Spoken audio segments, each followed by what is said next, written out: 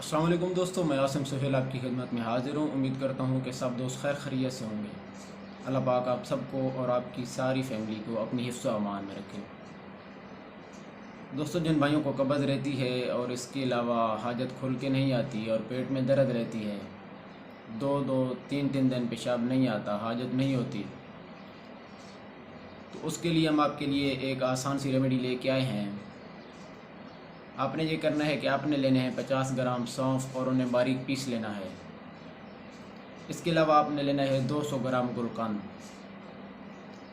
इन दोनों चीज़ों को मिक्स कर देना है। ये आपका 5 दिनों का नुस्खा तैयार हो जाएगा। 50 ग्राम रात को सोते वक्त आपने इसको इस्तेमाल करना है। 5 दिन इस्तेमाल करें और सुबह निहार मुँह सूखी पीसी हुई हरीड़ वो आपने लेना है आधा चम्मच।